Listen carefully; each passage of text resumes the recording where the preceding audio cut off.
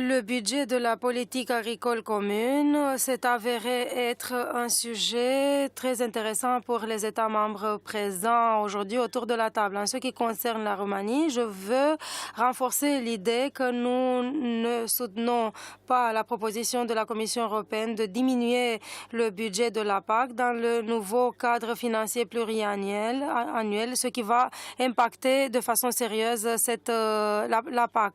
Dans le cas de la diminution du budget de la PAC, les fermiers devront faire plus pour l'environnement en utilisant moins de fonds, déjà 40% en moins par rapport à d'autres catégories sociales. On ne peut pas être d'accord avec le plafonnement des paiements directs, ce qui va impacter les grandes fermes qui perdront en termes de compétitivité par rapport aux importations des pays tiers. Pour le plafonnement, en ce qui concerne le plafonnement pour la Roumanie, serait quelque chose de très négatif parce que cela veut dire que 60% des fermes roumaines ne pourraient pas bénéficier de subsides en fonction des superficies. Et cela veut dire plus 30% de ces fermes représentent plus de 70% de la production agricole en Roumanie. Hier, au début de la première session, j'ai distribué un questionnaire, mais je ne vais pas faire le point sur ce questionnaire parce que seulement la moitié des collègues l'ont rempli. Ceux qui n'ont pas rempli, qui n'ont pas répondu, ont dit qu'ils n'avaient pas le mandat de le faire. Je voudrais aussi préciser le fait que notre pays a signé le mémorandum sur le budget de la PAC à côté de la Hongrie, la Lituanie, le Luxembourg, la Pologne, la Slovaquie, la Croatie, et là, on sollicite d'augmenter le budget de la PAC au niveau actuel, ce qui permettrait aux fermiers de répondre aux défis climatiques, d'environnement et de santé prévus dans les deux piliers. J'ai apprécié la position de M. Joaquim Barreto du Portugal qui considère que les fonds de la PAC doivent être maintenus au moins au niveau actuel car la politique de développement rural est importante et les exploitations agricoles doivent être fiables et les fermiers devraient être soutenus. En ce qui concerne les petits fermiers, je considère que les encourager par des opportunités de financement offertes par la PAC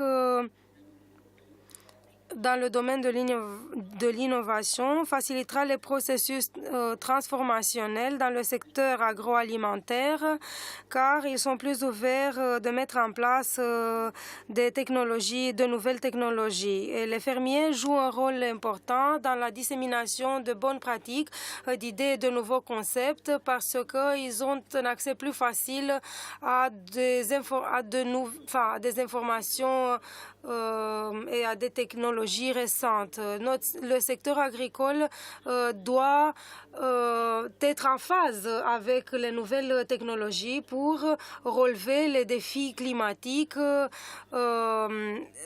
et on a aussi un développement de la population, ce qui a débouché sur plus de demandes de produits agricoles. Voilà les objectifs de la Roumanie, des objectifs importants pour la Roumanie dans la période d'après 2020.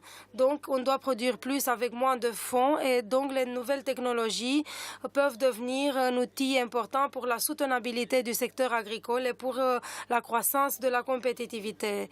Vu l'importance de l'innovation dans le secteur agricole, les technologies numériques occuperont une place importante à l'avenir, surtout dans la période suivante, qui suit d'après 2020. Par la coopération, les petits fermiers peuvent identifier des modalités pour commercialiser plus de produits et même d'être présent dans les chaînes alimentaires, plus présent dans les chaînes alimentaires. J'aimerais vous remercier. J'aimerais remercier toutes les délégations des parlements nationaux. Je remercie aux intervenants d'avoir fait le chemin jusqu'à Bucarest. Merci à mes collègues, les présidents des sessions et merci à tous ceux qui ont apporté leur contribution pour le bon déroulement de ces sessions. Je vous invite maintenant à un déjeuner officiel et à une présentation de produits agroalimentaires roumains. Et donc, je vous invite à dégoûter ces produits. Donc, je déclare fermée la réunion interparlementaire dédiée à la politique de